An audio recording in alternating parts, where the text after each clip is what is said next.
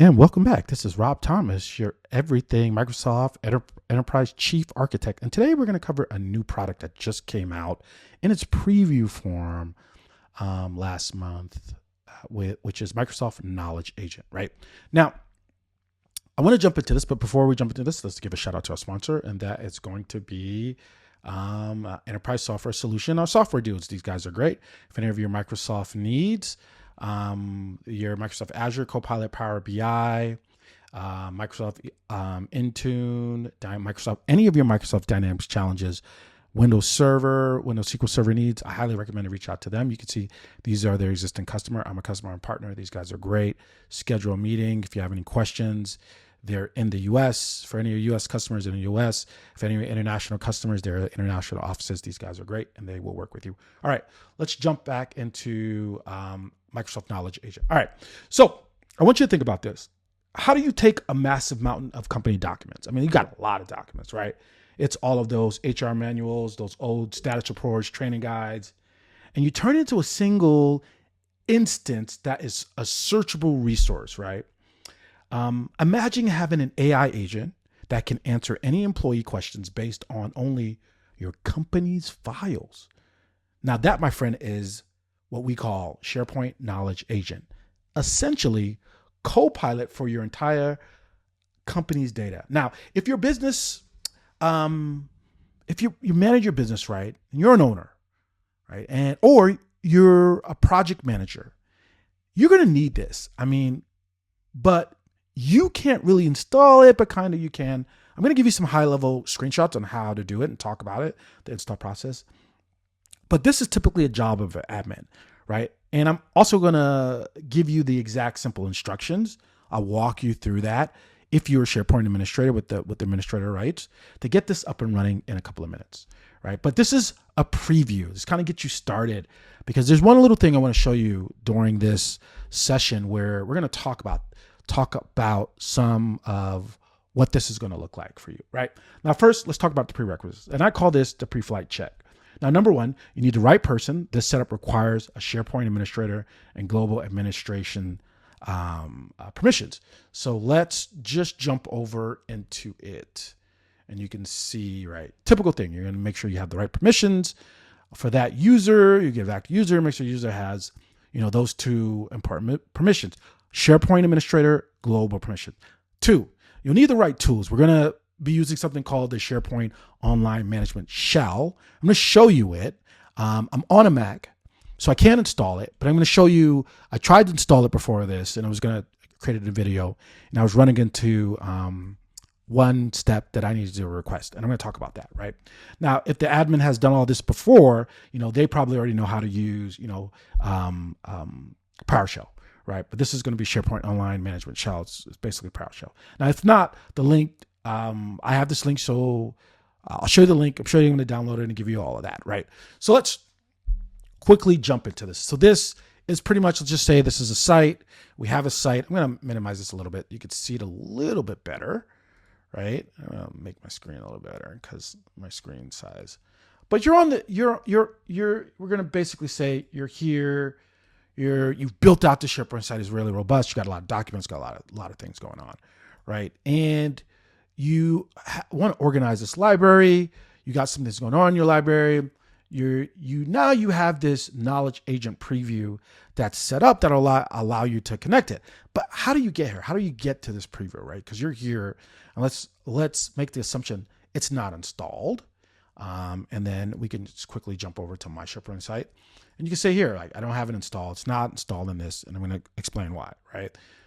I have documents. Things are cool. I want to install it. And I want to get that same type of feel, right? So, because this is ultimately what I'm trying to get to. I'm trying to get this button right here installed and get this capability set up so I can start using that capability, right? Now, to do that, what you're going to need to do is go to download. So let's talk about setting this up, getting started, right? You're going to need to put in 2 commands, right? But you're going to need to put into 2 commands into the PowerShell.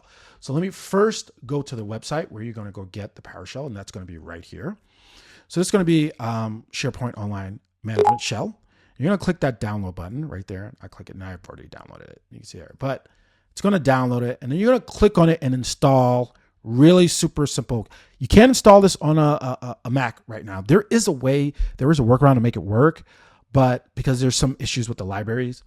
But I'm not going to do this because I just got this brand new Mac and I'm not trying to do that. I was doing it. I set it up on my PC and it did work, but I ran into some challenges. Now, let me talk about that. And that is, once you get it set up, you're going to put that first command in. So let's look at the command. You're going to grab that command right here. You're going to make sure you're going to change that where it says your tenant. You're going to put where my tenant is this. And the way I got that tenant was my tenant is right here. And I was able to just grab it. So you see, I just grab my tenant right there. Just grab that. And without the period. So I'm going to grab that from my SharePoint site. So make sure you spin up a SharePoint site. And then once you get that, you'll be able to grab that and then you'll have it. All right. And then you just pretty much follow instructions. This is the actual command. So they have all the commands right here. And all you're going to do is put that right there. Make sure you leave that admin in, right? So let's go back. So once I grab that, I'm going to install that into the PowerShell. So this is what the PowerShell is going to look like. This is my PC where I installed it. So I put that command right there, and then I hit enter, and then this screen popped up, and then I just click this and authenticate in. And this is what it looks like. So you see, I put the command in, everything was working. Now I put in the second command, which is this one, right, into that shell. So I literally just grabbed that, copy, right? And then I installed it. I just put it right there. Now, this is where it should work. Everything should be fine. Like I should be able to put that in and then, voila, right? This starts working. And then you want to wait once this is up and running. Like you want to wait maybe a couple hours or a day. I like to wait 1 day. Just make sure it's like solidified in the system. So that's what you're waiting for, right? And then you basically be able to start using it, start seeing these items. The challenge is that you'll get hit with this error. And this error is going to say you do not have the required license to perform this operation. The reason why you're having this problem is because, and I wanted to show you real world challenges, real world issues. It's because once you put that command in and you hit enter and you get that error, what's it's going to need you to do is first if you go to this site right here, right? Microsoft SharePoint blog, you go through everything and you're like, oh my God, this is so great. I love it. I want it. And you scroll all the way down to the bottom. You're going to notice here, express your interest in coming to a private preview feature. It helps you shape the future intelligent content experience with SharePoint by nominating your organization, right? So want to be among the first to explore the SharePoint AI innovation like Knowledge Agent, right? So you want to click that and then I'll take you here and then you want to fill this out and you want to wait. So I haven't filled this out yet. I'm going to fill this out. And what I'm going to do in a future video, I'm going to come back. I'm going to finish. But I just wanted to show you this real world challenges, right? I'm going to show you this. When you get past that, once they enable that, I have that license enabled in my org. Then once I put that command, boom, it should work and I should be fine, right? And then after that, I should be able to restart my page, my SharePoint site, and then this thing will pop up and you can see, boom, boom, boom, and I'm able to work. All right. I hope this was helpful. I wanted to just get you ready, give you a real life experience of, where we're going with this. Like this is a powerful tool. You definitely want to get installed in your instance. You want to be ready for it, right? So I hope you found this video super helpful, right? So go ahead and share this video link right now with your SharePoint admin. So they get it, they get themselves to get an idea and tell them to spend the next 5 minutes getting, comfortable with this feature. And then also going to that site and filling out the information. And so they nominate themselves so they can get this installed in their environment. And then once everything is good and they're able to put those 2 commands in and get it running and then just give it a day, you guys should be good to go. Now, what's the first question you're going to ask your new AI knowledge agent, right? So let's imagine you got this set up. What's that question you want to ask it? Let me know in the comments below. And if you found this quick guide helpful, give it a like and be sure to subscribe for more essential IT setup guides.